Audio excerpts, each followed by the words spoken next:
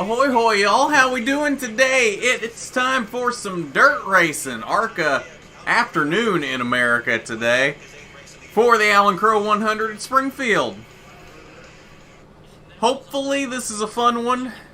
These dirt races go back and forth. Some years they're really good, some years they're eh. So hopefully this is a good one. No idea what happened in practice today.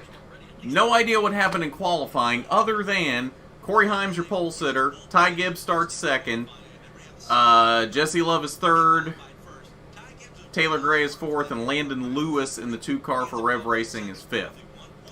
That's all I know from qualifying because ARCA never turned on timing and scoring today for anything. As you can see, we've got it up there in the corner. And they have yet to turn it on for the race either. So who knows if we're going to have timing and scoring today or not. ARCA gonna ARCA, right? But, how's everybody doing today? I see Ashton's here, Landon, No Tires, Moffat Cast, good old Bussin' Barney, Psychedelic Guy, welcome to the stream, how's it going? I'm going to call you Psych. Anybody else here doesn't look... Oh, Casey was here. Was here. He's at Michigan, so he's probably not going to be in the chat anymore. Who's ready for some dirt racing? Who we got for this one today? I have a feeling most of you are going to say Ty Gibbs, but Ty Gibbs probably is not the smart bet today. For more on the other dirt track ringer here today, let's bring in the third member of our broadcast team, Dave Reed. Well, he's not just a dirt track ringer, he's also a... But Justin Allgaier's here today. Time in the ARCA cars back in 2006. Tell us how you get this ride with Mike Hospi back in a car for the first time Justin. in quite some time here on the dirt. It is quite some time, but you know this is a unique event in all of motorsports. I love coming here to Springfield Mile, coming home. You know this is a bit of an interesting thing. So Kelly Kowski's a Normie pilot since number 16. You know he's been a huge part of my racing career since I was younger, and unfortunately got hurt a few years ago at a dirt track. He's been able to get back in and run, but not at the capacity he wants to. And he asked me a couple weeks ago if I would come and drive his car. And, you know, Brad Fresh and Agriculture was cool enough to jump on board with it as well. And just to be a part of this is so much fun. Just Mile pretty much said, I'll watch out for this guy coming along with Unzicker from the back of the pack. He'll put a challenge on this championship points race today, will Justin Allgaier. Oh, so he and Unzicker are both in the back. Justin Interesting. Allgaier, one of those that will contend for the win here today. See, and that's the thing. I want to know what happened in qualifying. Where's Allgaier? Where's Unzicker? Why aren't they in the top 5? We are primed and ready. The fair is a lot of fun, but this will be a whole heck of a lot of fun. Corey, I think, is the smart pick. Drew Dollar's not even in the race, Ashton. Fantastic. Jesse Love is in the 15, and Tony Breidinger's in the 25. The dirt track can be the great equalizer. This is, I feel like Corey is going to be the strong bet for this one. Corey has been really good every time he's shown up on the dirt. Even in 2019, when he first showed up in a Chad Bryant car, he was pretty quick. And these Venturini cars are always good on the dirt for some reason. If you take away Unzicker's win last year, I can't remember the last time a Venturini car didn't win a dirt race. It was probably 2017. Yeah, thanks, Landon.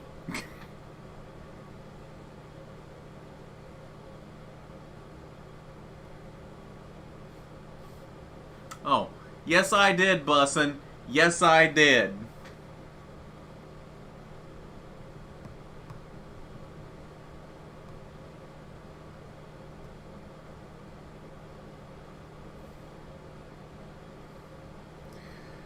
Okay.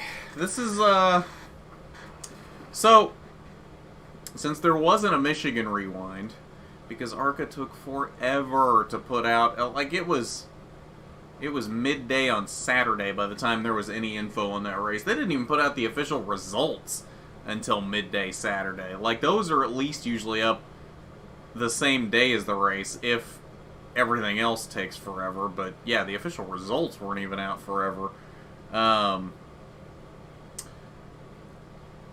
Ty Gibbs comes in. He has extended the lead back to 7 points. So Corey's got some work to do today. But again, I feel like this is Corey's race to lose. Ty Gibbs is like Francesco from Cars 2. See, I don't really remember much of Cars 2. I don't remember Francesco. Okay, Ashton's got Corey. Why are all these drivers 15? Because it's ARCA and they allow drivers as young as 15. So this is where they start. It's the only one on this channel, Ashton. Oh yeah, true. 6 points with Corey winning the pole. And hypothetically, unless something weird happens, should have at least 1 lap led, so that would cut it to 5.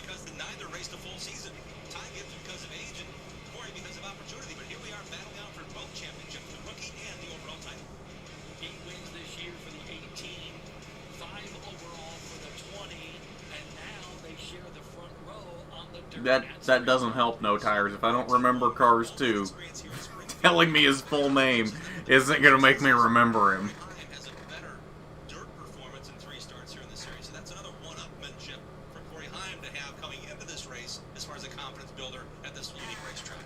We did have qualifying earlier today at the Springfield Mile. Like I said earlier, we've had our corn dogs. Now we're ready for racing. Here is qualifying, and the attempt by Corey Heim so much better than anybody else, the General Tire Pole Award winner at Springfield. So much better. What is so much better? No, Corey said, I need to get it straight as I can, as soon as I can, and he wins the point and the big money for winning the pole here today. The point and the big money. Does Corey Heim, the kid out of Georgia, as he straps in behind the wheel of his number 20 machine here today. Yes, Gibbs did crash in this race. Well, so did Corey, though. Corey got caught up in somebody else's mess, though. I don't remember exactly how Ty wrecked. Dirt races. But let's get you up to what we're going to see here today with the Lucas Oil Race 411. Not just the Ferris wheel. We have 100. Okay, so we got brakes at 35 and 70. It's 100 laps total. Those race breaks at lap 35 and 70 are key. And as we mentioned, Ryan Unzicker, the defending champion. I love the idea we have race breaks here, Bob, because the pits just can we watch Cup race? No. Safe way to get this car. This race is probably going to be done shortly after the Cup race starts. And then I got to work on the Rewind show before we do the stream on the other channel tonight. So, no. As well, several of them do some special things with the cars to help prepare for 100 laps of battle here today. And it's interesting to walk through that pit area. I don't have faith that the Cup race is going to be worth watching anyway. That's right, Bob Builder. A couple of things that they do, according to Kevin Reed, they got to keep these cars from overheating. So look at the front of his Mobil 115 here, driven by Jesse Love. It's a grill screen guard that keeps the dirt from getting into the induction system, and it keeps this car from clotting up at the front and potentially overheating. Always an issue when you come to a dirt track. Different configurations for different teams. Taylor Gray actually has a screen on the front of his 46 machine, driving that car today. And then look, yeah, Taylor Gray's in the 46 today, by the way, not the 17. More traditional, old school. I thought you wanted challenges tonight, Ashton. That's what we're doing. The idea here is if something gets clogged in this race car, these chains, as they go around, will knock it all off. Another thing, come on over and look at these General Grabber tires. It's dirt racing. The circumference of the tire here on the right side versus the left side is going to be about 3 inches taller. They call it stagger. It helps the driver in getting around the corners, but it can also make it a handful for a driver if he's got a lot of stagger in getting down the front stretch. It's all about driver preference, and getting the cars to go as fast as they can. As far as when these cars actually get going, everybody on this grid talking about every start that's going to be competed side by side. This is going to be a race where track position is going to be very, very vital. That means every time we start, from the original green to the 2 race breaks to any other cautions, watch out for turn number 1. That's going to be your best opportunity to pass on what's going to be a tricky but fast Springfield today. Dave, I love the evolution of these teams and what they've done, especially on the front end of these cars, to keep that. Well, it's looking like we're not going to get timing and scoring today. It's been interesting to see. Really hoping they'd finally figure out their mess and actually turn it on for this, but apparently not. He is the old-fashioned style with the lug nuts and a wire tie strap right there on the front grille. And what's critical to note about just about that one, Bob, look at how far out front screen is. It's about 6 inches away from the actual bodywork, so they don't want to get a lot of stuff crammed in on the bodywork. They want to have it crammed on that first screen and get knocked out by those dangling lug nuts. And Alex Clubb is a Northern Illinois dirt veteran. We'll see what he can do here today as he competes in his 17th career ARCA Menard Series event. The Niners preseason game. Okay. We're getting ready to fire these engines. A lot of stories throughout this field as well. I think the reason Sebastian Arias wasn't in the Irwindale race was because he had an accident in practice. Corey Heim, Oh, okay. to his outside, Ty Gibbs. See, this is why they should televise practice. I never even saw any mention of that anywhere. The engines are fired. The team didn't mention it. He didn't mention it. Of course, I didn't look after the race, but I checked all throughout the race. The team never mentioned it. He never mentioned it, so I didn't know what the reason was. Hey, Robert. I saw that. Yeah, we are +1 today, up to 925. If the new subscriber is here, welcome. He's ready for battle here today. A lot of different experience on the dirt here in ARCA. Or if anybody has subscribed recently and I haven't welcomed you, welcome.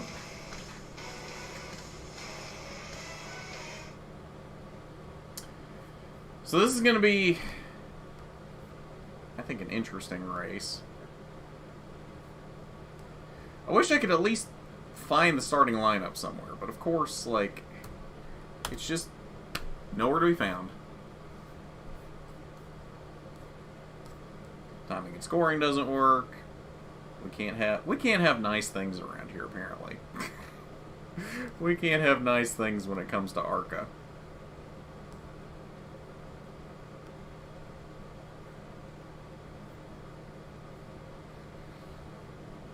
Huh. I think, come to think of it, let me check and see where I found the top 5 at. I think that had the times on it. Because they did mention how Corey was so much faster than everybody else. Well, so much faster may be a stretch. He was about 2.5 tenths quicker than Ty.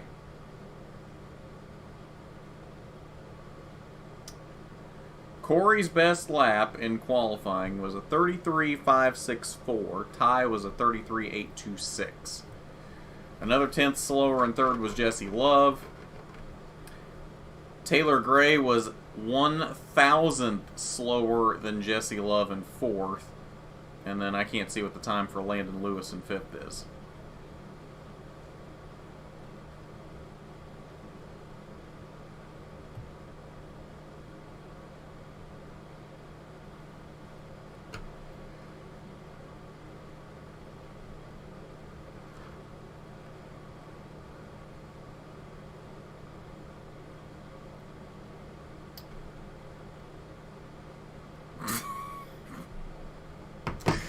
You know, that might kick the algorithm in the butt, Bussin'. It might.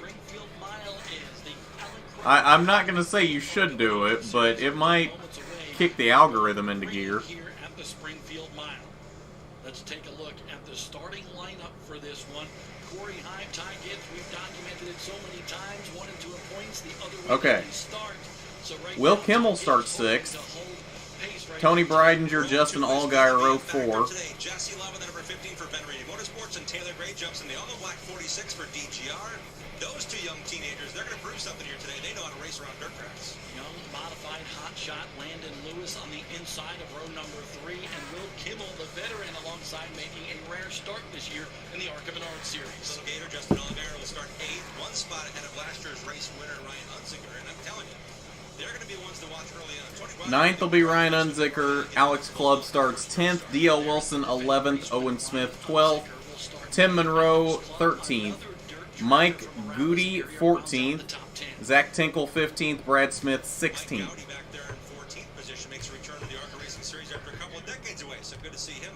Wait, what happened to the other 4? I thought we had 12 cars entered for this. ARCA Menard Series, the Richmond Water Heaters camera for Justin Allgaier, former winner here at the Springfield Mile.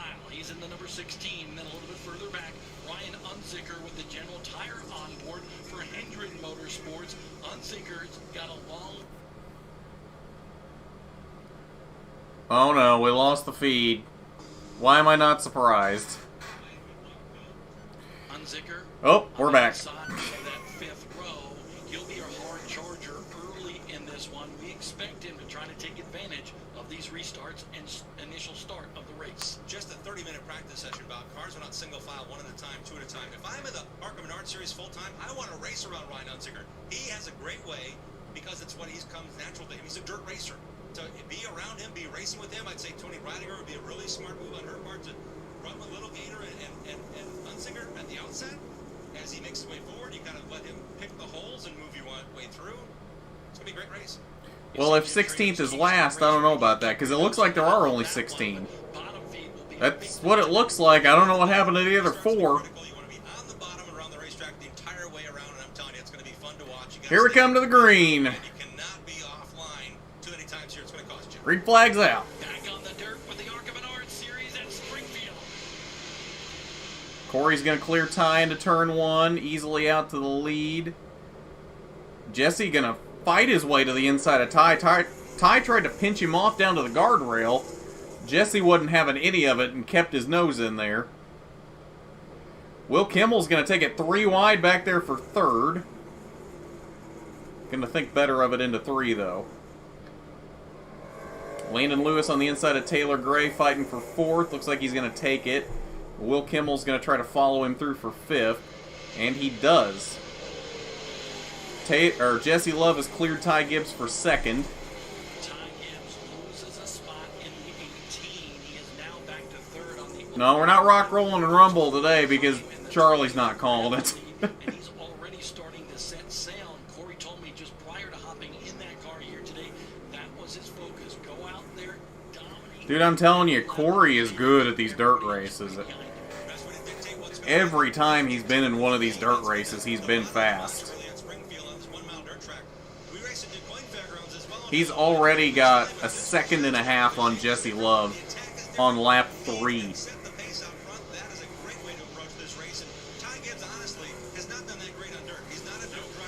Allgaier 7th, Unzicker 8th, Breidinger 9th, Alex Clubb is 10th. Well, just remember when we were here, Ty Gibbs in the opening part of the race 1 year ago, around and around, he went there in turns 3 and 4, and here are the 2 starts and his finishes. It doesn't look too bad with a 10th place run here at Springfield, but he struggled mightily in the 2 races here at Springfield. Settling into 3rd's a great spot. You're really worried about point loss. How many points can I keep here? If Corey Heim wants to be the rabbit and lead this race, I need to stay close. So right now, Ty Gibbs is doing a great job. I was surprised by how well he qualified. Honestly, I mean, 3/10 off. 4 more backmarker cars is not going to change how this race goes, so I wish there were more competitive cars, but I don't know who the 4 are that apparently didn't show up, but I don't think they were anybody that was competitive. A spoiler here today could be the driver that is currently in 2nd. Jesse Love, the teenager driving for Venturini Motorsports. 1 night ago, by the way, he was out in Cali. He won at Irwindale Speedway with the the ARCA Menard Series West program for Bill McAnally Racing, and now he's running 2nd. Showed up here just 20 minutes prior to practice here today. Let's get more with Dave Reef. 2.2 seconds is now the lead. Time over Love. Gibbs is keeping pace with Love right now for 2nd. It's a few car lengths, but no real pressure on Jesse for 2nd at the moment.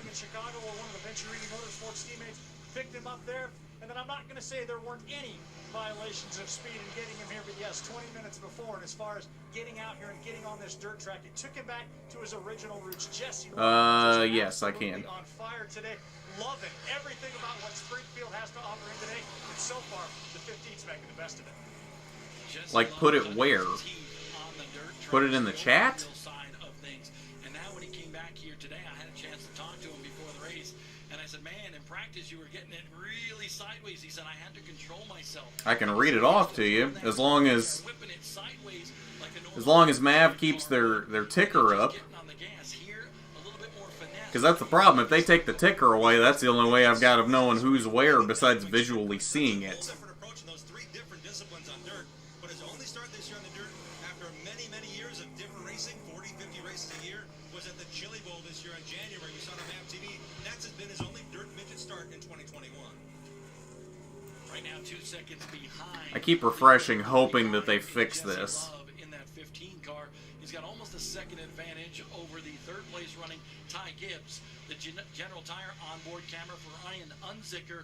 Unzicker has gained 1 spot so far. He's up to 8th. There is a management issue here. You want to make sure if you're starting back at 9th, yes, he got the start on the preferred inside line, but the management is, what am I starting? Taylor Gray has moved past Landon Lewis back into the top 5. And Taylor Gray takes 4th from Will Kimmel, as I say that. They're not showing it, but I see it on the ticker. Brad Smith is 15th.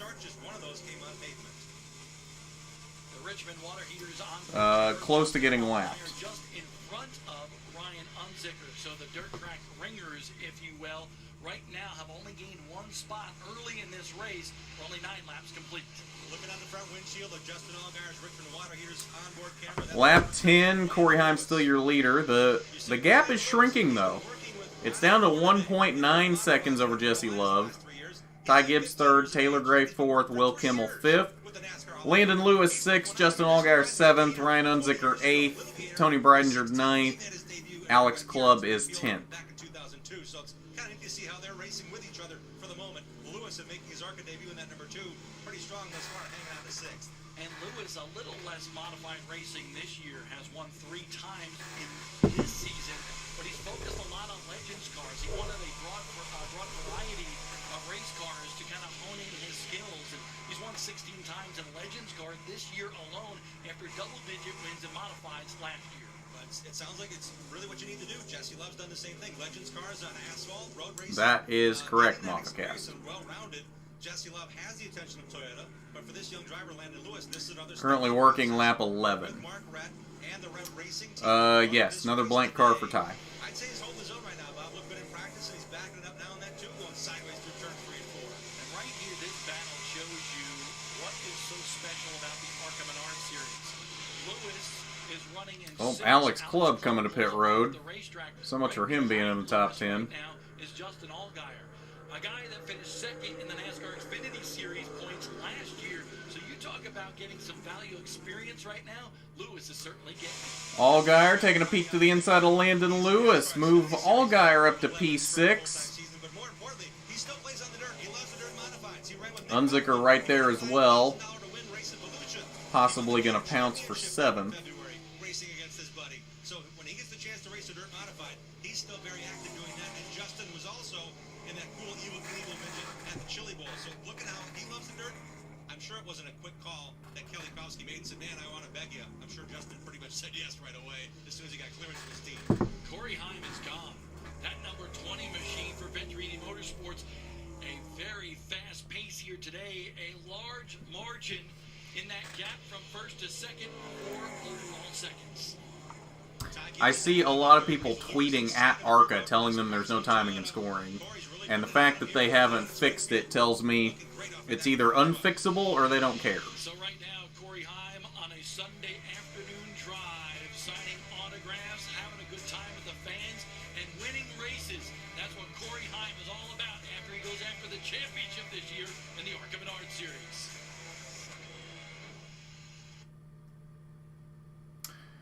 Alright, well, it would be nice if I could read you the running order right now, but since they're on break, I don't know what it is. Corey's leading, Jesse Love is 2nd, Ty is 3rd, Taylor Gray 4th. Did Allgaier just move up to 5th? I think Allgaier's up to 5th. Landon Lewis was 6th, Ryan Unzicker 7th. 8th was... I don't remember. Tony Breidinger was 9th. I know that. I think she's the last one on the lead lap at the moment. They've already lapped all the back markers. Trackpass is $2.99 a month if you just want the NASCAR stuff. I think it's think it's $4.99 a month if you want everything, all the IMSA and American Flat Track stuff. Really good deal for what you get, as long as it works.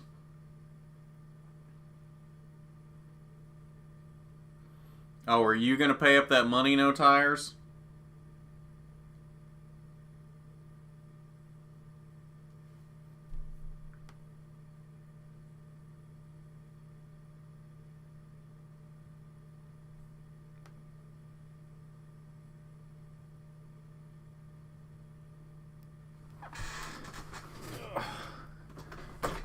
Too bright in here. Hang on.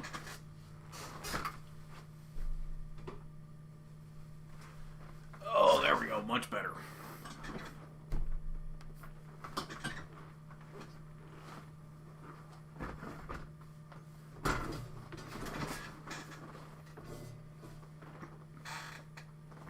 I need to get like a blackout curtain for this window over here.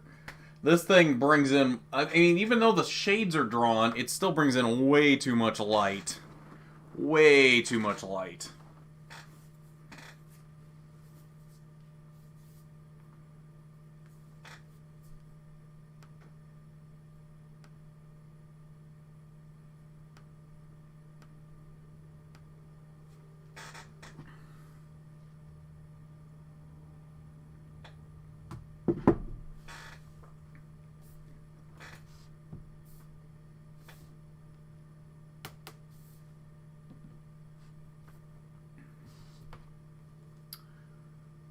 Favorite diecast on the shelf? Oh man,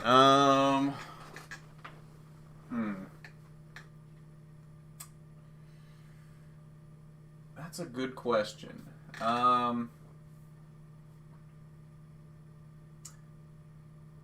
okay, so are we talking favorite or most prized? Because that's probably two different things. Bounty, the quicker picker-upper. And by I Menards. think Save big money at Menards. I think favorite would probably have to be the Billy Venturini. Just because it's so cool. Most prized, I actually picked this up the other day at a flea market. It's a 2002 Sam Hornish Championship IndyCar diecast. One of only 1,600 made.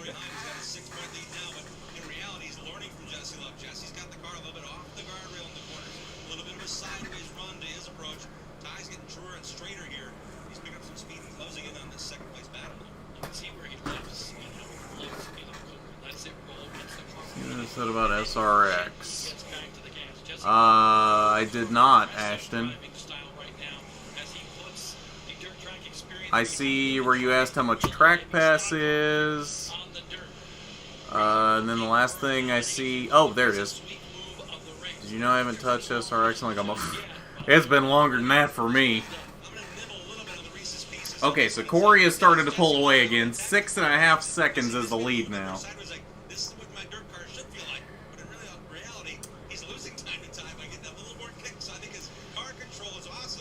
Will Kimmel, that's who I was forgetting. Will Kimmel is 4th, with Taylor Gray 5th. Allgaier is 6th, Unzicker 7th, Landon Lewis is back to 8th, Breidinger is 9th, a lap down. In fact, Landon Lewis is starting to be in danger of going a lap down.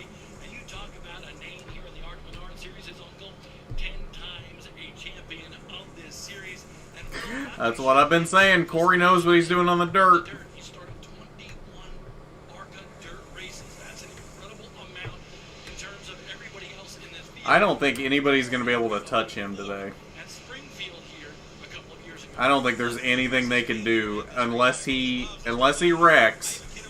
I think that's the only way he doesn't win this race.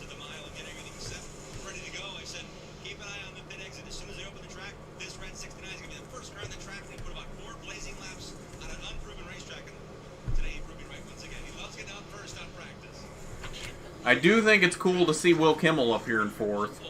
He always seems to do really well at these dirt races. I think these are the only races he shows up for anymore, come to think of it.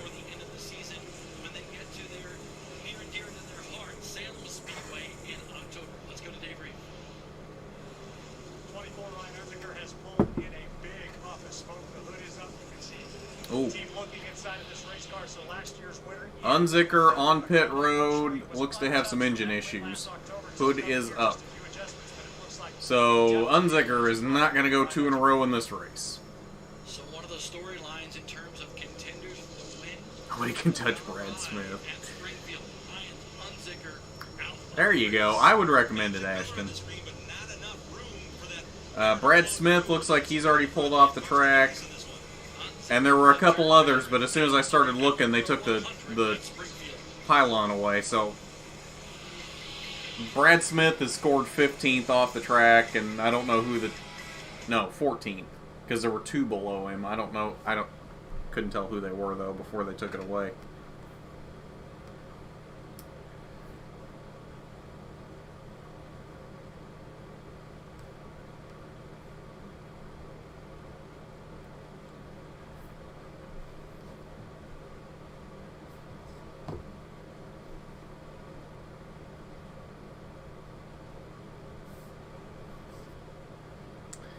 Yeah, I had a feeling this was going to be a bit of a runaway, especially when I saw Corey got the pole.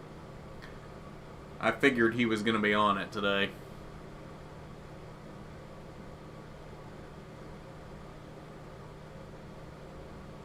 The funny thing is, I feel like this weekend is a microcosm of what we're going to see for the rest of the season. Ty will win one, Corey will win one. Ty will win one, Corey will win one. And as I've been saying for a while, it's going to come down to Kansas. It is going to come down to Kansas.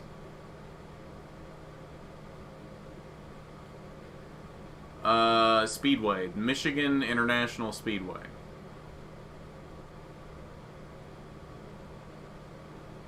Raceway, from what I've seen, is generally only used for short tracks. I can't think of any big tracks that use Raceway. Can you guys think of any? I can't think of any off the top of my head.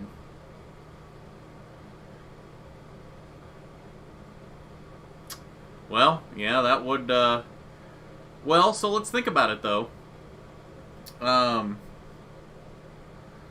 Corey's led every lap so far.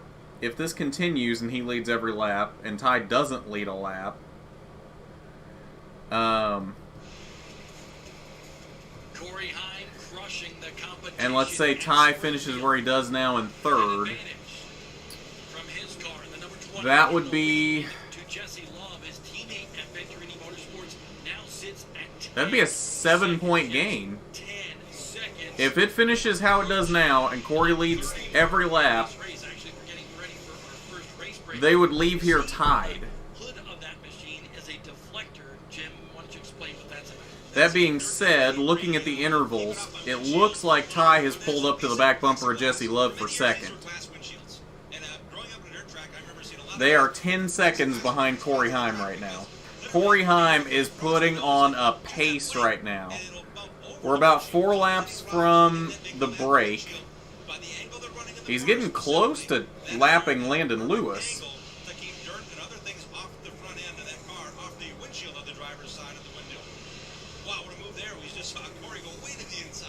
Currently, only the top 7 are on the lead lap. Heim, Love, Gibbs, Kimmel, Gray, Allgaier, and Lewis. Let's hear from Unzicker. 10 months after dominating this race, leading 102 of 103 laps, you're one of the first cars out, Ryan. What happened? It just looks like we got overheated there. One of my guys said the lower radiator hose had sprung a hole in it, and once we pulled in, it broke completely. So just an unfortunate deal, you know. We had a really good car in the race. I felt good, felt comfortable, just kind of, you know, trying to work my way up through there. But just saying for the team, you know, these chances don't come around very often. So how do you describe the emotion of 10 months ago to what you're feeling right now? Yeah, it was a great feeling, you know, just to be able to be in victory lane. I remember when I was a young kid sitting up there watching Kenny Riley and a bunch of bunch of people going around this track, so to be able to enjoy that moment was something for real. See, I'm not super surprised that Allgaier's not a factor. That 16 car never really seems to be a factor in these races. Like, Kelikovsky's usually... He's usually fast, but he's not usually competing for the win. And how often does Allgaier get on a dirt track anymore? I might be wrong, but I don't know that he does much dirt racing anymore, so... I don't know. I wasn't expecting a whole lot out of Allgaier today. Oh, Sonoma, good point. Sonoma Raceway, yep, you're right. That's a road course, though, so I don't know that I would necessarily lump that in the same category as Michigan. Even though it's longer than Michigan, isn't it? Isn't it like 2.3 miles? The boring Casino 400. Guess what? We have some breaking news for everybody. With Ken Schrader, former winner here at Springfield.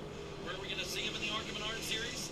On the dirt mile at DuQuoin Fairgrounds. Oh, Ken Schrader's going to be at DuQuoin. Schrader's running with ARCA again. Can't wait. That will be awesome. Ken Schrader is always a good time.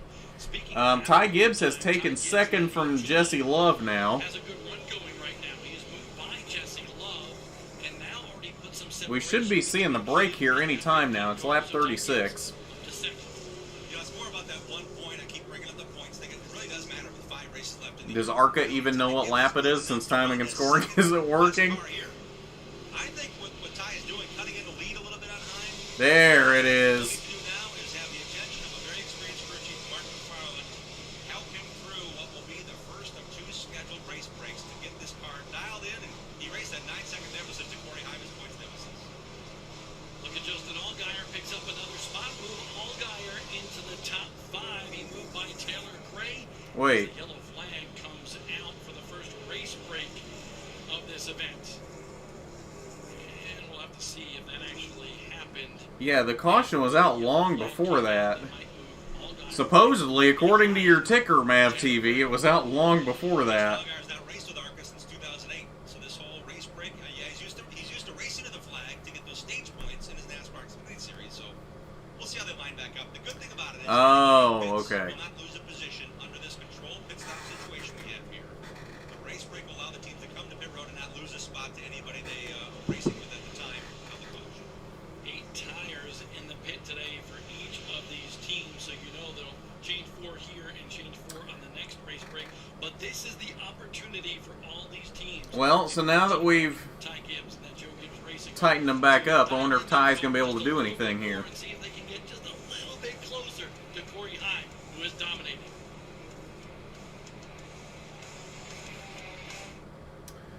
Alright, so I'm going to try to give you the running order the best I can here, even though I don't have it since timing and scoring isn't working. Heim's your leader, Ty Gibbs second, Jesse Love third, Will Kimmel fourth, Taylor Gray fifth, Justin Allgaier sixth, Landon Lewis seventh, Tony Breidinger was eighth, and I have no idea who was behind her. I don't think there's anybody competitive left behind her. Everybody else that was competitive, I'm pretty sure, is already out.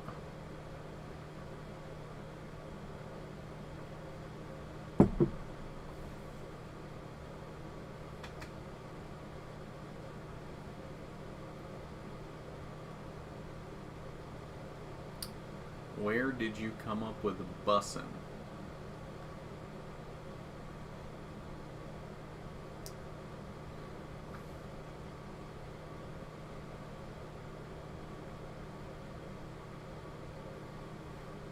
Why? It's Michigan. I mean, if we're being honest, it's Michigan. Probably not going to be any better than this race is right now.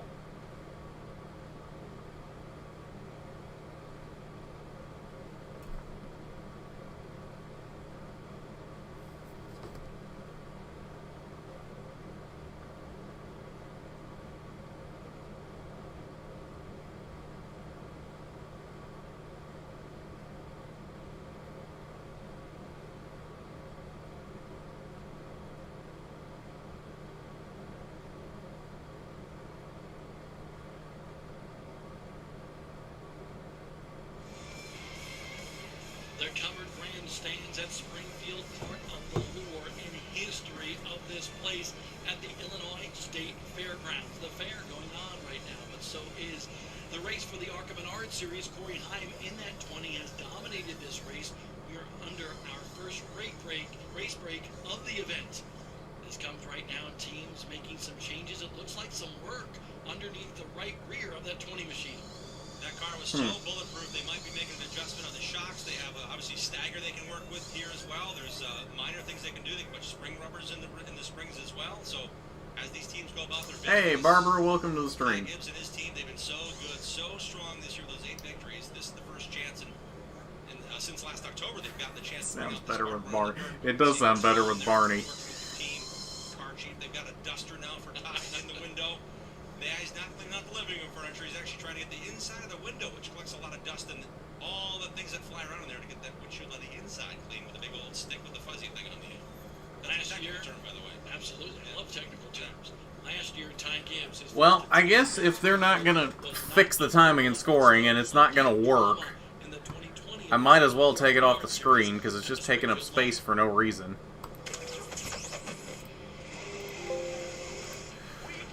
Okay. Michael South Point contender got involved as he was running 4th or 5th behind what was a spinning Ty Gibbs. Brett Holmes, the point leader, spins at Springfield, and Michael Self goes along with him. Yeah, this race was crazy last year. Never did it wrong. He never got the wheel wrong. Never got a jump on the restart on him. This year, literally nothing is happening. Literally. Yeah, exactly. Unzicker's the only thing that happened. The 9th place finish. His points nemesis Brett Holmes took the lead and never lost it for the rest of the year, I believe, after that one. So it all could come down to how this race plays out. We went to overtime last year. Unzicker and Haley Deegan had a duel there too. So I mean, I'm telling you, there's a lot yet to play out here in this dirt mile. Well, if you're in the area, make sure you come out and join us here today. Jim Trado and I will be on the Ferris wheel after the race here. Corey Hunt, Will you now? I can just imagine Dillner and Trado on the Ferris wheel after this race. Somebody needs to make a meme of that. Put Dillner and Trado on a Ferris wheel. Heim was like 9 or 10 seconds up at the time of caution. For what concert?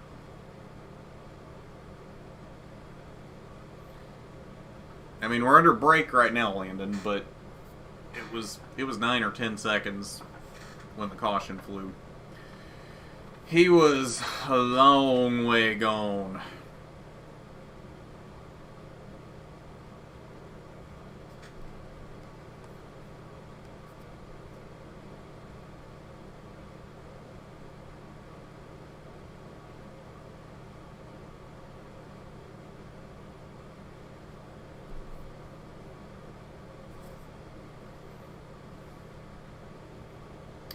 Airy duh. Airy who?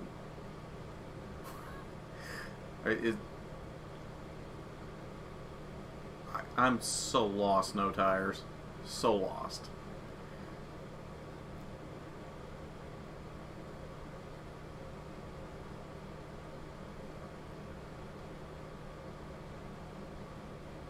What about Jesse Love? What would my sponsor be? I probably wouldn't have a sponsor. Let's be real. I'd be the guy out there with no sponsorship money trying to hack it with no money behind me.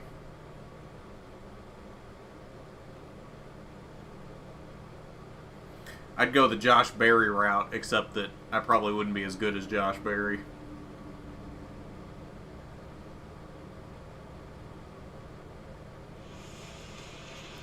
Blue skies overhead.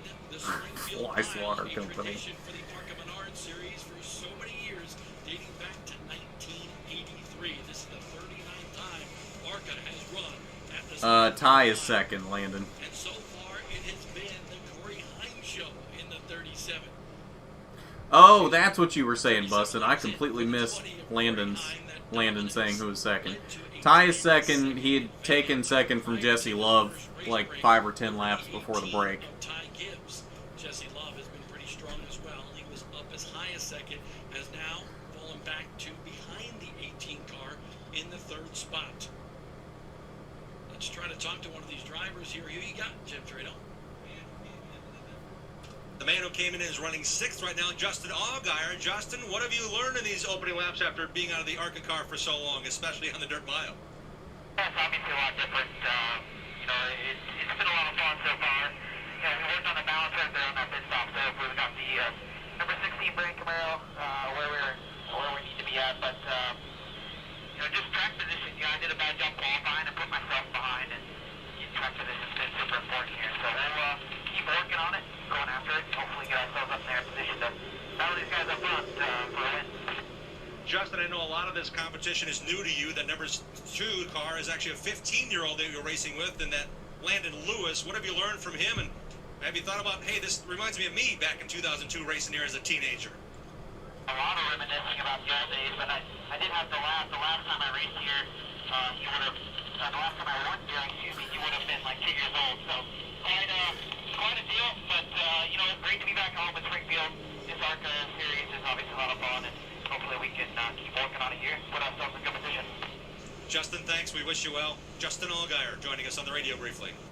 Ty Gibbs, second. Let's get a report with Dave. Definitely Keanu Reeves with a pencil. Anything to worry about? He says, well, not yet. What kind of changes you make to your 18? Just tightened it up a little bit. Rear tires were losing a little grip air on the exit, so he's pretty happy with it. I'm kind of surprised. This is really not his cup of tea here, but he's doing a good job as usual. So the generals are holding up good. We'll just keep putting them on and try to make it to the end. Looked like the lap times, too, were getting pretty similar toward the end of that run. Yeah, we're getting closer. We're getting closer. We need still just a little bit. And there is All right, that was Mark McFarland. battling with Corey Heim, the top 2 in the point standings. Hang energy. Mark McFarland actually is climbing back up on the hauler. He gets a better view there than on pit road because the pits are technically behind the performance stage here at the fairgrounds. The fair's still going on through this evening, so he's going back up on the hauler. All right, coming back to green. Corey Heim, Ty Gibbs, row 1. Jesse Love, Will Kimmel, row 2. Thad Moffitt, Justin Allgaier, row 3. Landon Lewis. And I think Tony Breidinger, row 4. Green flag. Corey Heim has been banned to the bone at Springfield today. Clears Ty easily through 1 and 2. Rather quickly on this restart. This time Jesse can't get the nose below Ty. Taylor Gray has gotten around Will Kimmel for 4th and is looking inside Jesse Love for 3rd. Justin Allgaier trying to take a peek inside Will Kimmel for 5th. Looks like Gray is going to take 3rd from Jesse Love.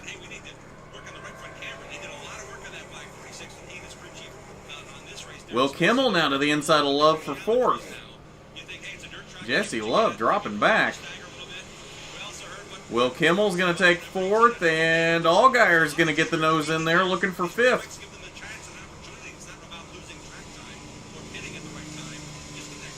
And he's going to take it. Move Justin Allgaier into the top 5. Jesse Love all the way back to 6th.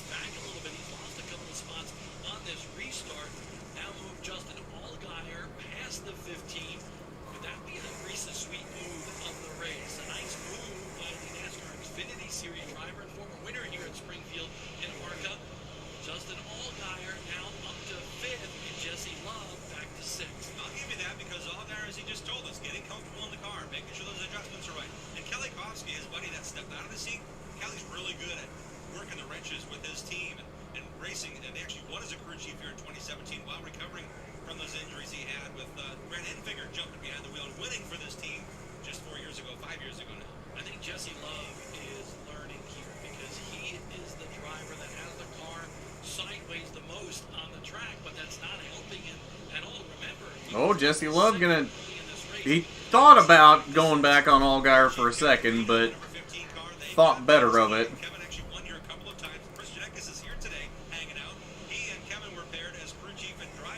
Oh, Chris Neckes is there.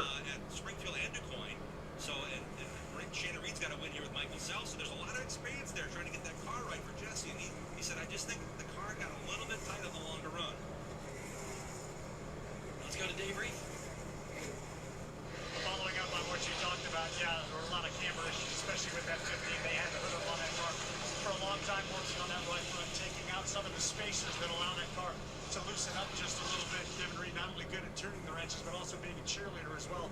Knows that Jesse Love is falling back here. He's doing his best to keep his driver calm, saying, get back down there in the bottom, race your race. There is Will Kimmel in the 69. That Kimmel name just... Dibslin mentioned in the Discord earlier that I don't think he's going to be here today. Kimmel having a pretty good run today in fourth. Dave Reeve was talking about that 15 car. That is Jesse Love, and now he's going to... Heim has already lengthened the lead back out to 2.1 seconds.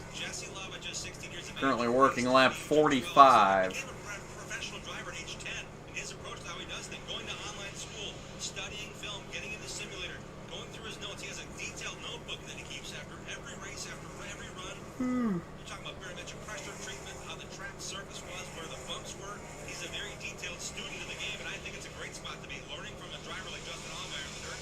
Here on the Springfield Mile, Justin's been at this racetrack 7 times, DuQuoin 7 times. He knows how to bring a big old heavy race car to his control liking around these 1-mile racetracks in ARCA. Just watching his hands as he steers that 16 around this Springfield Mile, you can tell how much experience he has. I'm sure if we had the onboard on Jesse Love, you would see him just back and forth with the wheel, especially. How would they turn? I don't know what that means. I don't know anything about dancing.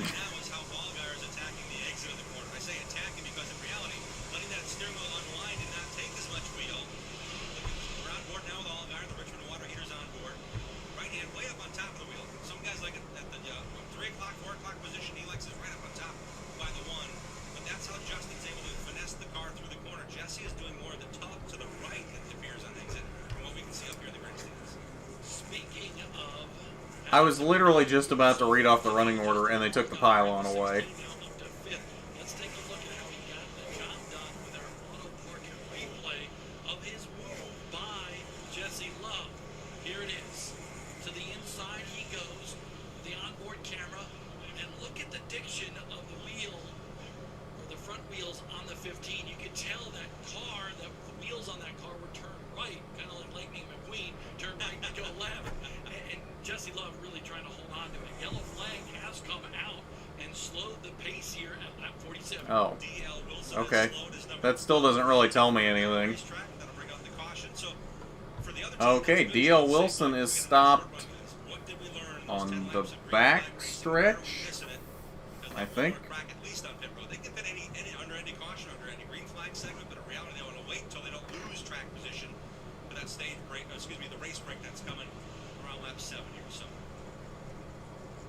Heim has led every lap so far in this one. That Craftsman 20 is humming today here. It's humming today. At the Springfield Mile. What? What will happen in the second half of this race? We'll find out here on MAVTV.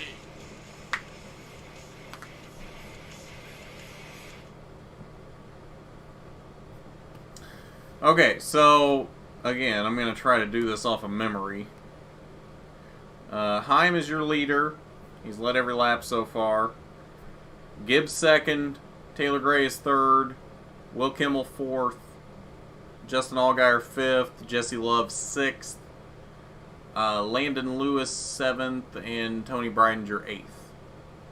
That's it for the competitive cars. I haven't been paying attention to where the others are.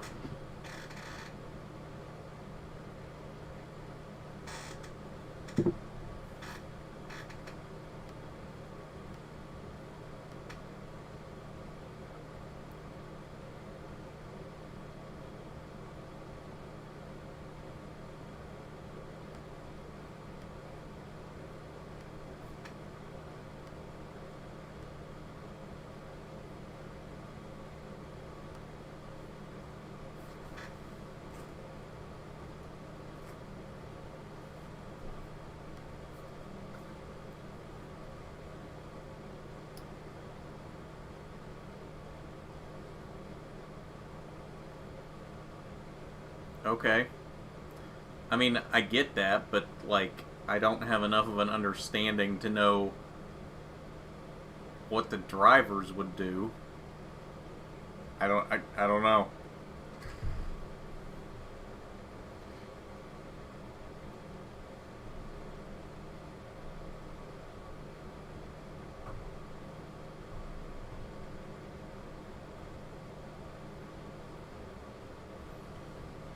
Oh, what a shock. Larson is leading.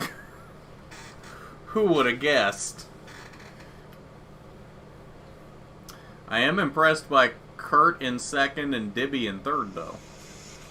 Here's a look at the Richmond Water Heaters mid-race recap for the ARCA Series at Springfield. Corey Heim, the General Tire Pole Award winner, has led every lap so far. But look at Jesse Love in second early in this one. And these two really waged war in the first opening 30-35 laps. It was Jesse Love just out of Ty Gibbs.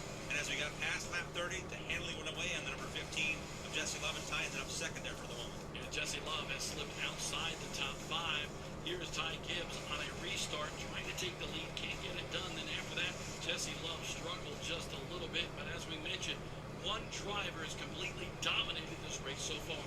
And Bob, with the cars late lap just 9, that's good because Corey's lapped a bunch of cars. It gives him a little more breathing room when it comes to what do we need to do.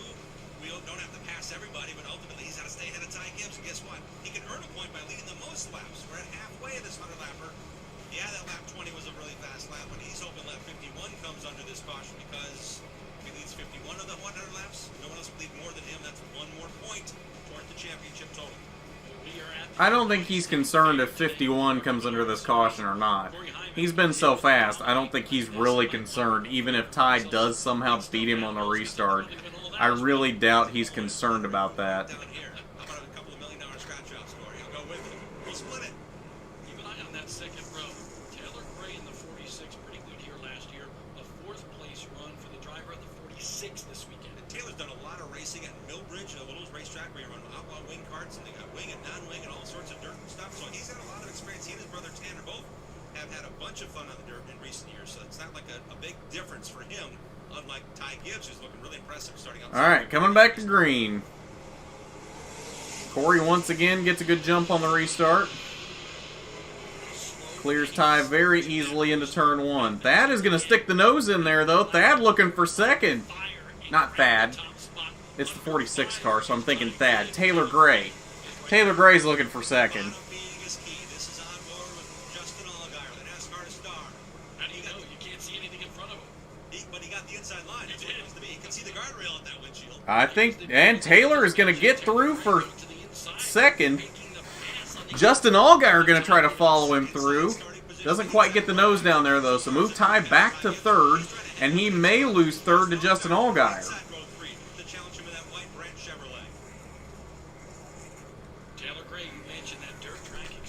This is not what Ty Gibbs wanted. Because again, remember, if he doesn't lead any laps in this race, Corey wins and leads all the laps.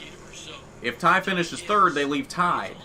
And obviously, if Ty finishes lower than third in that scenario, Corey retakes the points lead. Hey, Robert, we're on lap 54. Corey has led every lap. Ty is in third.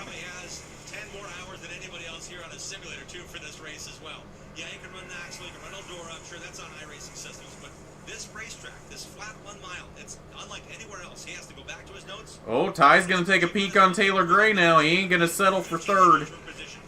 Gray had to give up the inside line there. Nice move on his part, gentlemanly as it will, at this point in the race, if you will, because he could have done a whole lot to cut the nose off of Ty Gibbs. I think Ty is faster. It's just a matter of actually getting around Taylor.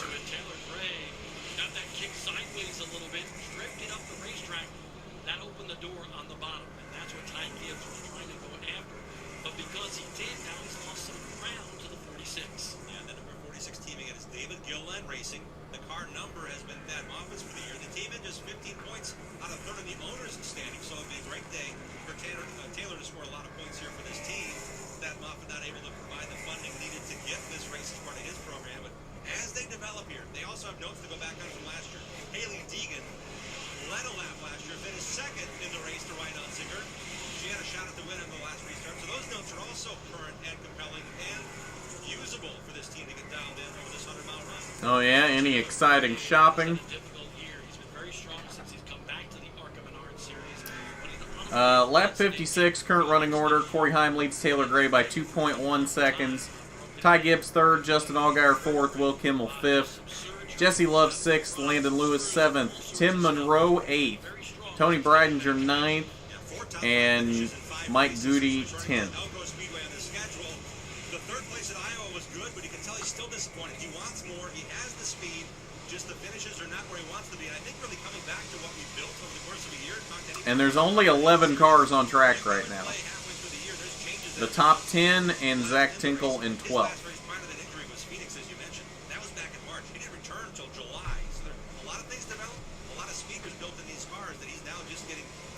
Moffatcast, do you want your updates for your underdogs?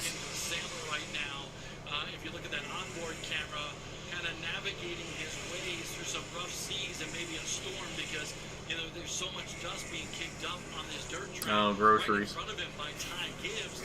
Yeah, those are necessary things, aren't they? Yeah, the track prep was great. Yesterday they ran a USAC Silver Crown race. It got rain shortened on lap 76, so it was held in the bright sunshine in the afternoon. Rains came in and washed it out. Cody Swanson won that one. But as I watched that race develop out, the track was black and shiny yesterday. They reworked it because of the rain. They got it going this morning. ARCA cars were on track this morning for a half-hour session.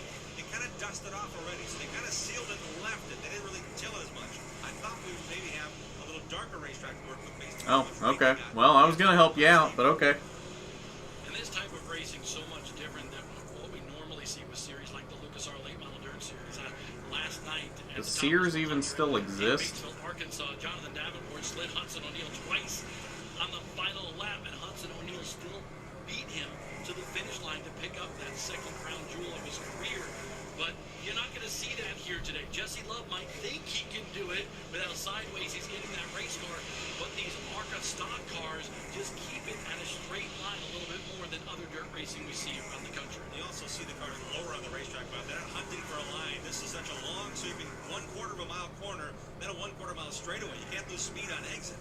So what they really want to do is get down to the bottom, run a more traditional line. But you can also see there's no cushion. They actually swept the cushion down. 2.6 seconds now the lead. Heim over Gray, working lap 60. About 10 laps from the next break. Traction from. So the track really does kind of smooth out, and you really want to be on the bottom at this point in the race from here to the finish. 60 laps into this one at Springfield. It's the Corey Heim show. Taylor Gray. It's the Corey Heim show. And the gap not as large as it once was prior to the first race break. Corey Heim had that 10-second lead. Now only 2.6 seconds. Let's go to Dave Reef, who has more on that 46 car here at Springfield. There is not much the DTR teammates as Taylor Gray just made his quickest lap of the weekend so far and holding down that second place spot, climbing closer to Dude, Corey's got that back end hung out. Second break here coming up of whether or not they want to let the 18 get by. Of course, the 16 behind them makes this team very, very leery. But again, with track position being everything and starting positions on this racetrack, they are absolutely contemplating right now. Corey is. Oh, Corey is. Oh! Oh, and of course the feed cuts out right there. Corey was trying to get around the lap cars. He couldn't. And I'm not really sure what happened there, but he turned the 11 of Mike Goody. And I think Taylor Gray took the lead during that, because Taylor Gray had closed all the way to Corey's back bumper because Corey couldn't get around the lap cars. Whew. That might change things. And now we have the second leader of this race, Taylor Gray, in the 46, sneaking by, and I believe this is going to be a nomination for the Reese's Sweet Move of the race for Taylor Gray. Watch this down in turn number 4, just ahead of the 46. Heim trying to get by Gowdy. They made contact, and basically it was an easy one for Taylor Gray, able to grab that lead after the 20 and the 11 got together in turn number 4. So Gowdy was not on the bottom, he was not on the top. He was kind Well, I said the only thing that might change this race is if Corey wrecks. I don't know that he really has any damage, but he's definitely lost the lead. Boy, the 11 really had to pay for that one. The 11 of Gowdy, running for Andy Hillenberg Racing, first time back in the car since '95. That Gowdy car is torn up. He He knows that into the outside wall hard. He lost the lead. He has the points for leading the most laps. He has the point for leading the lap. He has the points for winning the general tire pole. So he's +3 on Ty Gibbs right now. But man, losing that lead, losing that clean air, that could be a big game changer for Corey Heim, who came into this race. There was a pack of 3 lap cars in front of Corey that were all racing themselves, and with how narrow the line is at Springfield, Corey couldn't get around them. So I don't know if he got impatient or misjudged something or what happened, but he ended up turning the 11.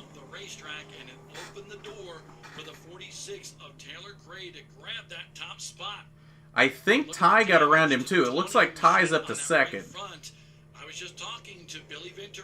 Oh, he's got a big dent punched in the right front.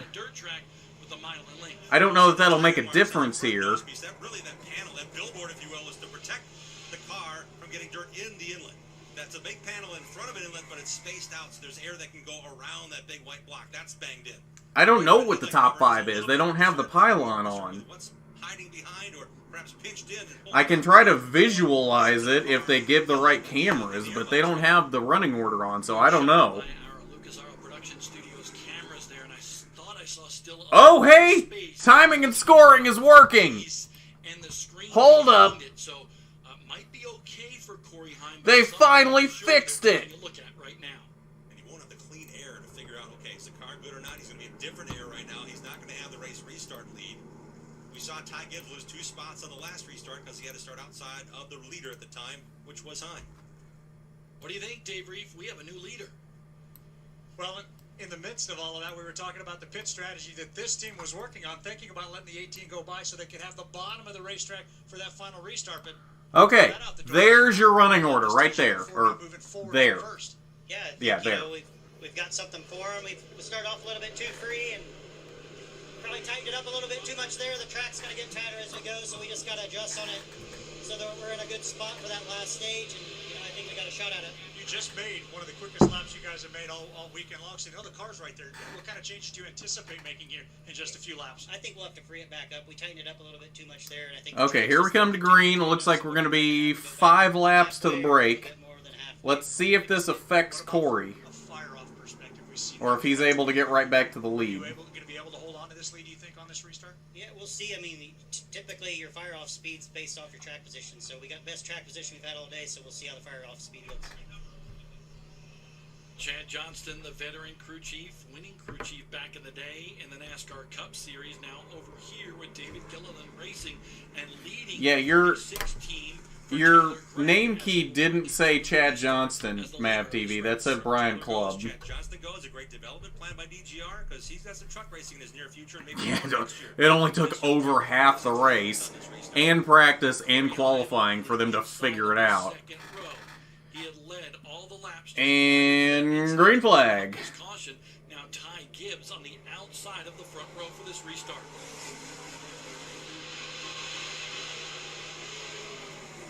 Ty keeping right there on the door. Well, he kept on the door for a second. Corey Heim has gotten to the inside of Ty. It looks like he's going to be able to take second off of turn 2. Will Kimmel trying to follow him through. Corey retakes second with Will Kimmel following. Will Kimmel up to third. Ty dropped back to fourth. Can Corey get back to the lead now? I'm sure they want to see Corey Heim go past him, but in this case, in this time, in this moment, oh wait, Will Kimmel's got more dirt experience. Corey Heim's there we go. I forgot I have to have it actually pulled up for it to update for you guys. There was no fluke with him taking the lead. Justin Allgaier with the Richmond Water Heaters camera on board the 16. He is in 5th, and you can see how difficult it is for him to see out his front windshield. He's got 4 drivers out in front of him, and he's just trying to make sure that he's on the bottom lane of this racetrack. But I was mentioning Taylor Gray in that 46. He was catching. I know Dave Reef did that report, as he mentioned. Now he doesn't have to worry about, whether or not he needs to drop back. And for the restart after the race break, have that inside line. He's got it now. He was catching. See, the thing is, though, was he actually faster than Corey, or was it because Corey was stuck behind those lap cars? That's my question here. But it does look like the gap is widening. I think Taylor might actually be faster than Corey. This is what we might want to do when all things broke loose. And Ty Gibbs does not want to finish or run in this fourth spot when the race break comes out. We're nearing that right now. He wants to get back by Will Kimmel because he wants to. We should only be a lap or so from the Will Kimmel again races on the break. He's got experience. This team has been around ARCA for a long time. Those are the Kimmel colors, the red car with the black hood. Been around since the 1940s with Grandpa Bill Kimmel. Will is the third-generation racer. His dad Bill won 7 championships as the crew chief with his brother Frank, who's won here 8 times. Crazy that the Kimmel name's synonymous with this place. I mean, Will loves running under. He wants to get the chance. And there's the caution for the break. Work with them on the number 69, and they prepare those cars. Will's chance of the drivers likely here in Salem. This place, the Springfield Mile, is so cool. Here's the general tire track information. 1 mile in length, flat as can be. This track opened back in 1910. It had run just so many forms of racing, modifiers, open wheels, you name it, before Well, maybe. in 1983. As usual, timing and scoring is a little ahead of the broadcast. There it is. A lot of things right about this racetrack on this schedule again. This is a scheduled caution, the second race break of this 100-lap race for the ARCA Menard Series. Corey Heim. Okay, so now here's the question. Can Corey retake the lead from Taylor Gray? And the other thing is he's going to be restarting on the outside, which is not a good place to restart. This could get interesting. Which way are these teams going to do? We'll have the conclusion next.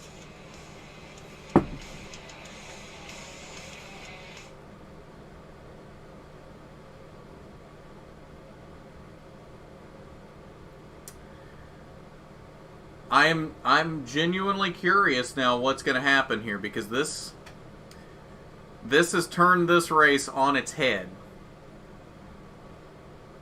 I was so sure Corey was going to win this, and now I'm not so confident in that. It seems, at least for the moment, that Taylor is faster. Now, will that stay through this caution? I think Taylor shouldn't have an issue, I don't think, keeping the lead on the restart. And that might be the difference. Because we're only going to have probably like a 25-lap run here to the finish. This might have just turned into a Taylor Gray race. Although Will Kimmel's going to restart in third. I have a feeling he's going to sneak through to second on the restart. I wonder if Will Kimmel is going to play a factor here. That could be interesting.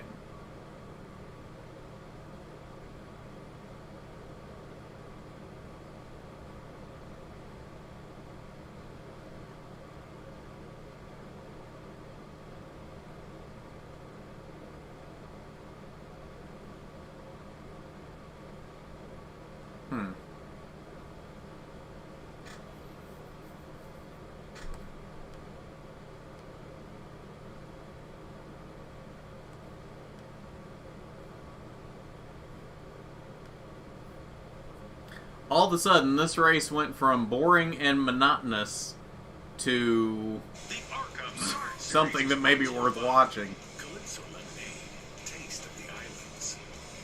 Richmond water heaters, the water heater experts. Hers, forever good. And by Sioux Chief, America's manufacturer of plumbing, drainage, supply, and support products. So much history for the ARCA Menard Series at the Springfield Mile. And today, the ARCA family pays tribute to one of its own, Ramo Stott, former ARCA champion, passed away on Thursday night at the age of 87. Yeah, what a story. storied history he had. He Rip raced in Remo ARCA for a long stock. time, 1970 and 71 ARCA champion. This car is owned by my good friend Doug Schellenberger in Wisconsin. This car, Remo loved to be around. It's still being shown, but man, what a showman he was.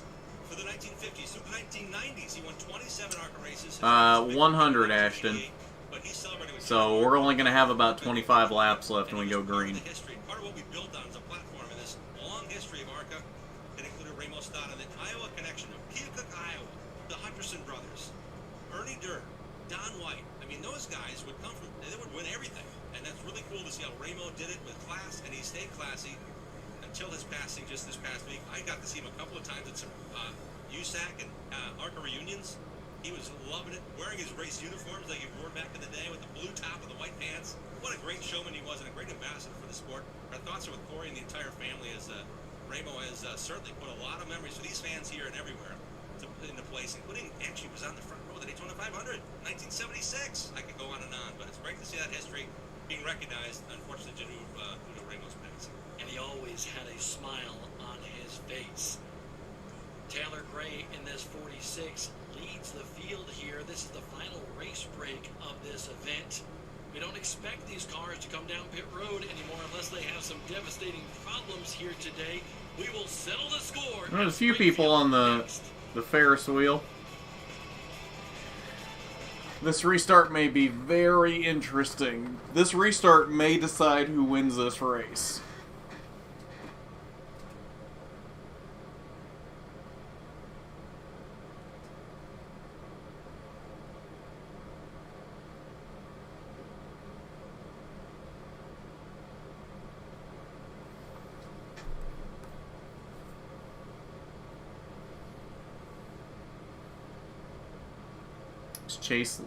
Chase isn't leading this race. I can tell you that much.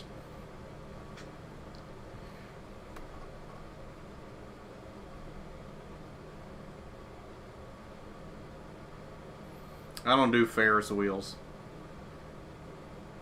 Although I still say somebody needs to make that meme of Dillner and Trado on a Ferris wheel.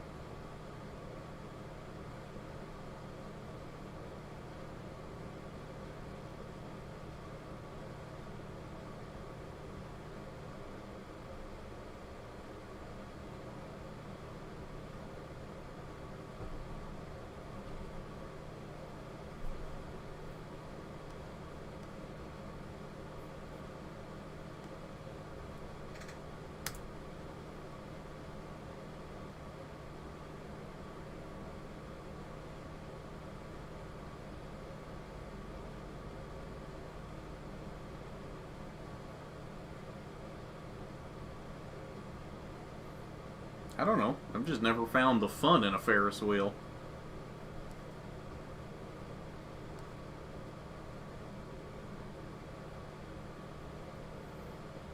It's not been my thing. Most carnival rides, though, I feel like are fairly lackluster. If I'm gonna go ride something, I'm gonna go to, like, an amusement park that has actual good rides.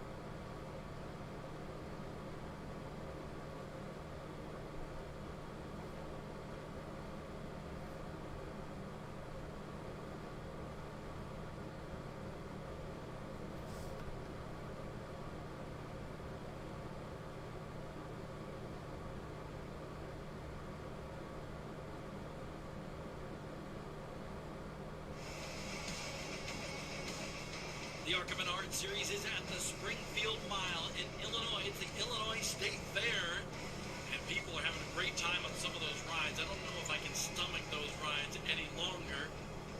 The infield filled with fans as well, watching all the competition today in the Allan Crowe 100. Next week, though, we're looking forward to going to Jim Trado's town, just out outside Chintrado's of Town. at the Milwaukee Mile, West Allis, Wisconsin. The Sprecher 150. I gotta say that I had the Sprecher root beer this week at Roman Nobles there in Indiana, and it was a lot of fun. Had a good time. The kids love the root beer, so we're looking forward to the Milwaukee Mile. That's next week here on. I don't think I've ever had Sprecher root beer. In Milwaukee, Sprecher 150. I gotta try it. Root beer. You can get a great deal on Sprecher root beer at Menards, and enjoy the race with us next Sunday at Milwaukee. Interesting development. Not So- on this race rake is the 15 of Jesse Love standing by with his crew chief is Dave Reed. What happened? And that means he now assumes the race lead by staying out. Talking Oh. to Kevin Reed a little bit about Jesse that. Love stayed Talking out. about the strategy. This one's got everybody's attention right now. Well, I mean, there's not a whole lot of strategy in the ARCA series anymore with the brakes and things like that. We knew coming here today that we could play this game. I mean, you could run 100 laps on these General tires here. They're flawless. So we put 4 on at lap 35, filled it up with fuel. We made some mistakes and give up a lot of track position, but the Mobile 1 Toyota is pretty sporty. Jesse's doing an awesome job. Flew in from last night from Irwindale and is climbing this thing, qualified third. We gave him a shot to go win the thing. We'll see if we can make it happen. Kevin says the car has no problem with speed. Let's look at it a bit. I'll tell you further. exactly what this is. This is a strategy move That would be a teammate. to restart Corey on the bottom so that Corey doesn't get screwed over on the restart. That's exactly what this is. They know what they're doing. This isn't about getting Jesse the win. This is about helping Corey get back to the lead. To the David Gilliland racing team for Taylor Gray, because they expected to have that inside groove as the leader after they led to. That is exactly what this is. You can only change tires on race brakes. Now, let's see how this works out for him, because that also puts Ty on the inside back in 5th. Reading his discussion, they talk about firing off not being great, but as the race went on, they thought they would have a car to work with. And a great strategy move could be the winning move of the race. Is it the Reese's Sweet move? Well, you can vote with us tomorrow morning starting at 9 a.m. on the Twitter handle of ARCA. I think it's going to be paying off. And green flag. Without those fresh tires, Jesse Love leads us back. A pair of 16-year-olds. Taylor Gray trying to pinch Jesse Love down. Jesse's going to clear him, though. Corey's going to follow right through into 2nd. And Ty's going to get the nose down in there as well, looking for 3rd. Inside line paying off this time for Ty Gibbs, who makes And his way Ty moves it back up to 3rd, so Taylor Gray drop kick back to 4th. Landon Lewis all the way through to 5th on the restart. Allgaier back to 6th. You could say maybe the Will Kimmel got drop kicked all the way to 7th. And Corey looking to the inside of Jesse Love for the lead. Corey Heim back to the lead.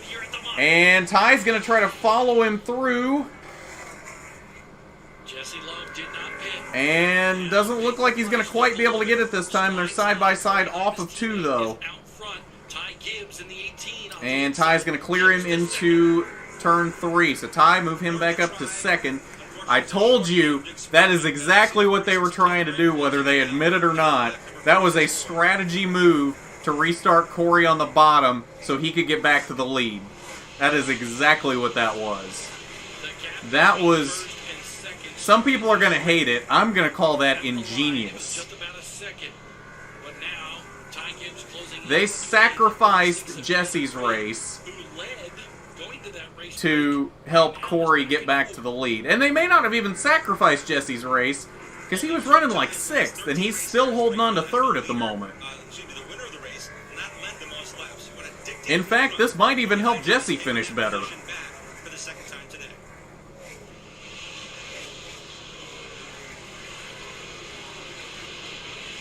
Jesse Love needs to keep that car straight and not cock it sideways. Otherwise, Taylor Gray will bounce. New leader Garth Allan. I don't know about that. And Taylor Gray will be there. The pair of 16-year-olds duking it out now for 3rd. Oh, hey, Brian. Welcome to the stream. First and 2nd in this one. You gotta be impressed with Jesse Love, though. Coming from California last night, winning the West Series race, coming here, competing today, and being in the top 3. Corey Heim, though, very impressive today as well. Led the most laps in this one, and now he's trying to cruise to his 6th victory overall this year. They ain't a pretty nose, but it's certainly working to his favor. No worries about overheating there. They got a chance in that race break to get things squared away. Tape up the right I can't say I'm completely surprised by that. More of a hitch to his right-hand exit as well, and touching that wheel one more time. We'll see if that shortens the lead he has over Ty Gibbs. 1.6 seconds. Yeah, no, it was actually faster that time. He's gaining on the field. Oh yeah, Corey's gone. If there's not another caution, we've seen the winner here, and the winning move was by Venturini Motorsports to leave Jesse Love out.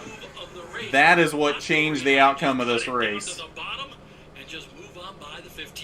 Jesse Love may not have expected it, but he had to give him a lane to run because the run Corey had off the bottom of turn 4. Great move by the drivers raced here three other times, in the dirt in the ARCA Menard series. That move was a very, very crafty one. I think he's only been here 2 times, hasn't he? Corey wasn't here in 2018. He led a lap, led the most laps. He will gain a couple of points. Now I gotta find out. I don't think he was with Chad Brandt Racing in 2018. That'll help as well. Just a 7-point deficit for Corey Heim coming into this race. Those wins, 8 versus 5. But look at how even they've been in the top 5 category. And the bonus points are really the difference in the standings. Ty Gibbs with those wins, there's 3 additional points. Yeah, no, it's only been twice. Everybody separated by just a single point in the rundown. Corey has earned 3 points back today on this deficit by winning the general tire pole. That's a point. Leading 1 lap is another point. And leading the most laps is another point. Ty Gibbs has yet to lead today, but he's doing really strong, holding on to that second spot, minimizing that point difference. He can't make up those 2 points he lost with leading the most laps with the pole. But if he can get around Corey and win this race, he can add, at the end of the day, his net margin will grow as we head into Milwaukee next Sunday. Under 20 laps to go. Ty Gibbs, can he catch Corey Heim? Theo Wilson isn't even on. Oh, he is still on track, isn't he? No, I don't think he is. This will be our final break. We will Yeah, he carry is. to the checker here next at Springfield.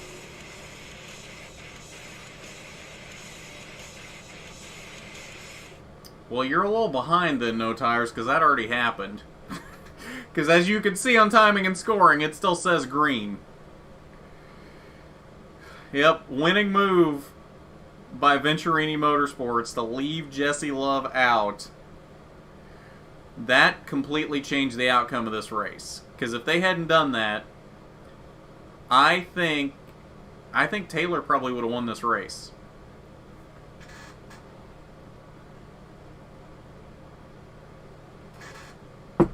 I gotta say, that's not something I expected. I'm gonna give Venturini Motorsports props for that. Being what's the word I'm trying to look for? Innovative.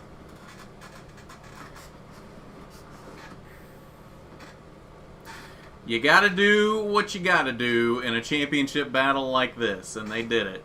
Now, that's probably going to help Ty finish higher than he would have, because Ty would have been stuck on the outside too, and unless something changes here, it looks like he's going to end up in second. So, I mean, it does help, and if Corey does win, that's 3 extra bonus points for the win that he wouldn't get even if he finished ahead of Ty not winning. So, I think the risk is worth the reward here, and I think it's going to pay off for him. Now with under 15 to go.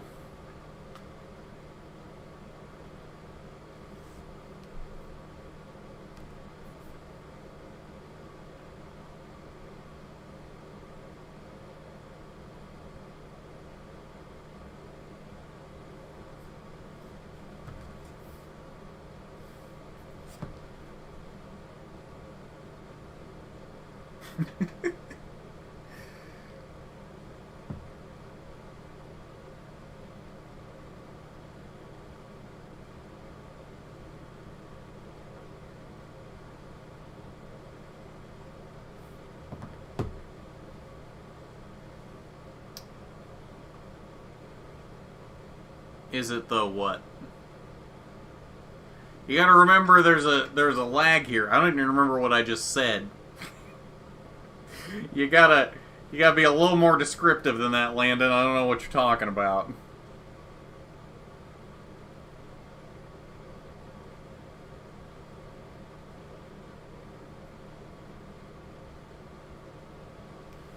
Talk about a long break.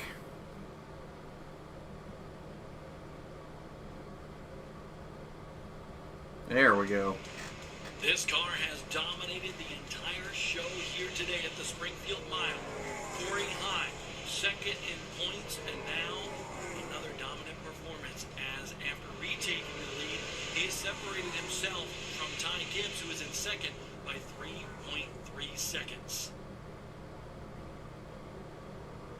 Corey Heim had that big lead early on. I thought maybe he used this stuff up. No, the car's just been that good, Bob. There is Tody Breidinger. She is in the top 10, 9th overall. That car almost looked unsponsored. There is so minimal logo placement for whatever sponsor she has. It's just like really tiny cursive pink letters on a blank white car otherwise, and a pink 25. That car 100% looked unsponsored for a second. Broadband and awareness sponsors to ARCA. As a female athlete, she's got a lot of attention. She's been on the Today Show, Good Morning America. To see her commit to this race, DuQuoin in Kansas, with Venture Motorsports in her first run with them at Winchester, it's great to see she's getting some chances in some really good equipment here. And that Free People Movement sponsor on that car, an activewear clothing line in which she is one of 5 representatives as far as athletes for that clothing. Oh, it's Free People. I've seen their clothes before.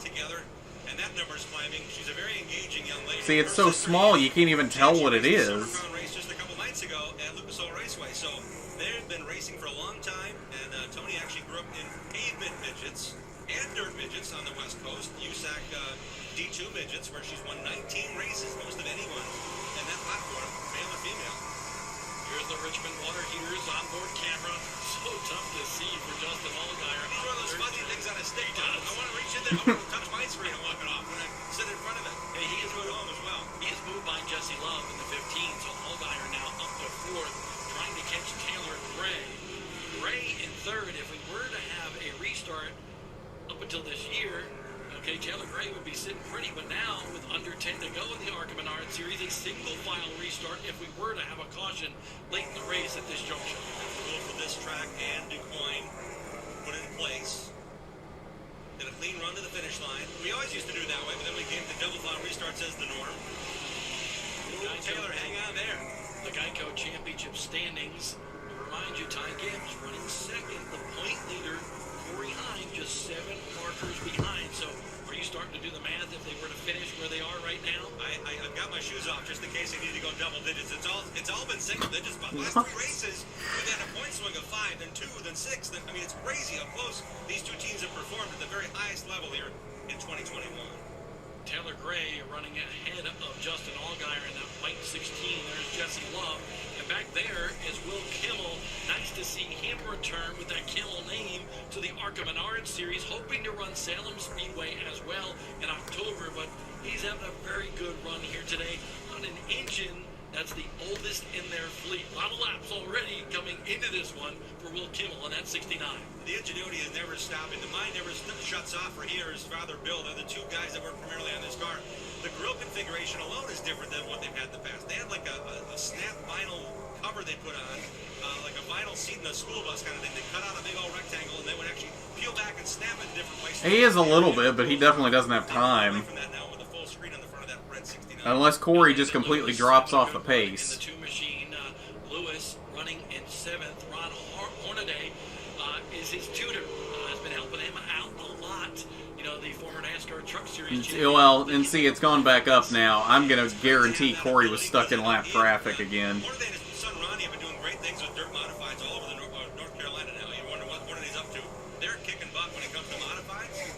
They also have other businesses, but when it comes to getting this young driver down there, he's 15 now. He's been working with Hornaday for 3 years, and he also gave Kenny Schrader a ring to say, hey, how can I do better in a big old heavy stock car on a big 1-mile racetrack? The biggest track he's been on and the biggest race car for that 15-year-old driver, the number 2, running 7th right now on the lead lap. The home state guy, Tim Monroe, having a very good run as well. 9 cars on the lead lap. He's currently in 8th. Yeah, the great thing about him is he's gone through the University of Northwestern Ohio system, but being a driver from this area, he knows how big of a deal it is to run here and run well. And I like the idea that he can put the car together himself. He's running this whole race, and he really has done a lot of racing around the area, local to Peoria, Illinois, if you're familiar with Illinois. He runs a lot of A and B dirt modifieds across the region into Ohio as well. So dirt's kind of in his background. Now coming to ARCA with Andy Hillenberg as a crew member and getting the chance on occasion to drive. Nice job, Tim. 3 races last year. This is his first start this year, making it play off for the top 10 run thus far. And there's the leader, Corey Heim. Back to the front we go with just a few laps left in this one. He's starting to kick it sideways. He knows he has a big advantage, only about 3 seconds, but still a very sizable advantage over Ty Gibbs, who rides in second. Driving dirt cars, I've only got the chance to run a couple of media races. I'm not an expert, but when you are rolling through the corners and you're rolling well, you're like, why does he slow down? Why does he ease off on the gas? Why does he change his entry points? Because this dirt is so slick right now. If you change your line or your mindset of trying to conserve or slow down, you know Ty Gibbs is fast as going to bounce. And if you let Ty Gibbs in and all of a sudden you start playing with your line, it might mess you up. So Corey Heim is still pushing the issue here. That nearly 3-second lead has been pretty steady for the last couple laps. And Heim, I don't think is going to slow down to the finish of this one. He wants to win this one, make a statement.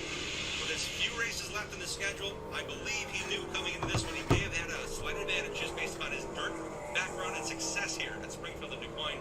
By the way, we've got one more dirt track on the schedule coming up on Labor Day as well on Sunday night. Looking forward to that. Take a look at his prowess on the dirt. All top 10 runs with that 3rd place run at DuQuoin in 2019. 1 lap to go for Corey Heim. Can you say 1 point difference heading to Milwaukee next Sunday? That's what my math tells me. Ty Gibbs will escape here with a 1-point lead on this driver. Coming on the backstretch, looking for yet another victory in 2021. And Jim Trado has wore out his toes. Yes, as you can see, Corey Heim wins. The broadcast hasn't gotten that far yet. Race here today for Corey Heim. Corey Heim will win in the land. There we go. Corey Heim wins at Springfield. It was a little touch and go there for a minute, but he pulled it off.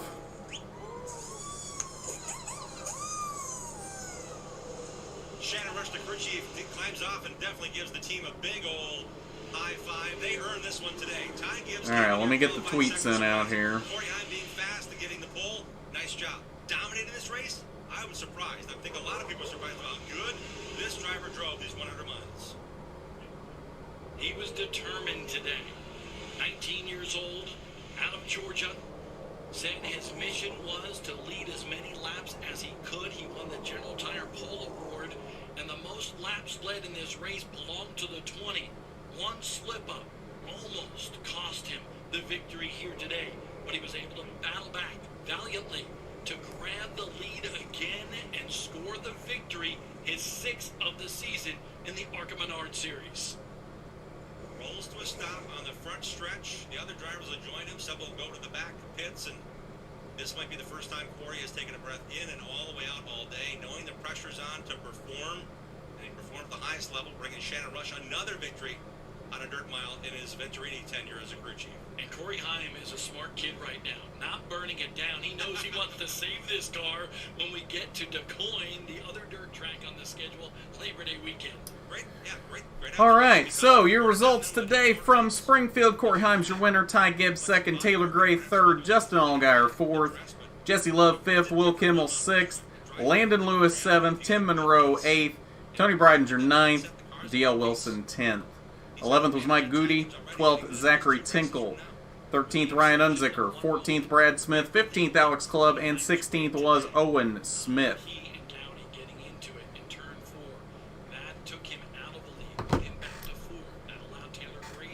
All right, post-race interviews, here we come. Never gave up and really picked his way back through the field methodically, and it was just a great run today for Shannon Rush. Unless I'm forgetting, Ty Gibbs did not lead a lap today, that they are a force to be reckoned with. which means Corey gained 6 points. The lead should be 1 point for Ty Gibbs leaving here. Should be. See that little fist pump right there? That was, hey, I'm here, buddy. I won today, and I'm a threat for this championship. So much talent for that 19-year-old Billy Venturini. A congratulatory handshake down in victory lane today. Dave Reef? And a hug from Kevin Reed.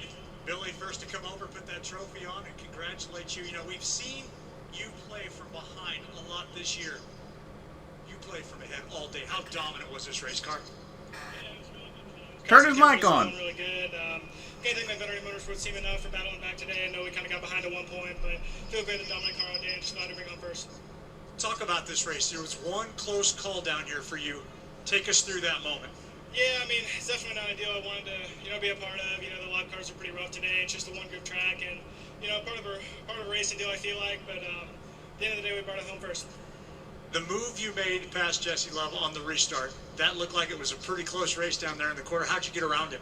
But yeah, just really good car today. This custom camera was really good all day, like I said. And, this Toyota Racing Veteran Motorsports team just, man, they've been on a roll these past couple months here and just working their butts off and just really happy. See you, no tires. One of the things I've noticed about you, I love it. No matter if it's good, no matter if it's a bad day at the racetrack, it's always very, very calm. Are you going to let yourself celebrate this 6th win of the year at some point? Yeah, of course. I mean, it's been a long weekend, with the double header this weekend. So, wanted to win the other day, but battled back today and got it done today. So, just really happy to be here. Can't wait forward to the next one.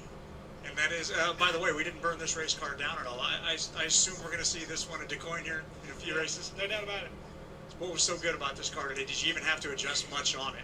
Yeah, I think a lot of my experience personally played a decent role in just how good we unloaded. There's a lot of tracks this year that we've gone to, and I've never seen a track before, just struggled at first, but this is one of the tracks that I've been to, a couple times at this point, and kind of knew what I wanted right at the trailer, and Shayla got me down and right where I needed to be. Did exactly what he needed to do to keep this championship race very, very close. How about in Illinois for your race winner today? Corey Heim, that's a dominating performance. That was very dominating. I was a little worried for him after the incident, whether he could get back there or not, but that team definitely made an interesting call with leaving Jesse Love out. And whether they'll admit it or not, that's why they did it, was to get Corey to restart on the inside so that this exact scenario would happen. Like it or hate it, they made the right call in their best interest, so you can't fault them for that. The championship race is as close as it gets in the ARCA Menard Series. A tie, unofficially, of course. Wait, a tie? Of the standings, Corey Heim, by virtue of domination here today for that 20 team, now tied with Ty Gibbs on top of the standings. Oh, wait, it would be a tie because I wasn't factoring in the pole point. It is tied. Crew about the race today. It's not your most favorite place to race, but you managed this one very, very well today in coming home second. Are you satisfied? I mean, I feel like you can't be satisfied with anything, but we had a good day overall. Decent points day for us. I feel like we need to work on some stuff for next door race, but overall, we'll take it. All in all, what a weekend it was from winning at Michigan, running the Xfinity race yesterday. You turned a lot of laps this weekend. You feeling it at all? Not really. This is what I trained for, so luckily it's paying off, but I'm a young A team, and we're hammering down. We don't know exactly officially what the points are, but we know they're going to be nip and tuck. They've been that way all season long. How do you manage the pressure of that, knowing we're going now into the final quarter of this season? Yeah, we just keep hammering down and keep winning. I feel like that's the biggest thing, to help us out on points, and, my guys never going to give up, so we're going to keep fighting. Unofficially, we're going to basically say this thing is squared up, and we're going to go for 5 races here with you guys. Pretty much tied, we think, unofficially. Are you ready for the pressure? Oh, yeah. I've been ready. That's what that man was born for. Just me, or does it feel like Dave Reef is really reaching with these interviews now? Not only is he continuing to ask questions after, after the point where I feel like the interview should have been wrapped up, but some of these questions he's asking, again, I feel like he's just trying to instigate some things like he usually does. It's not your job, Dave. That is not your job. But I don't know if they're going to do any more interviews or not. I'm going to assume no, so we're going to call that it.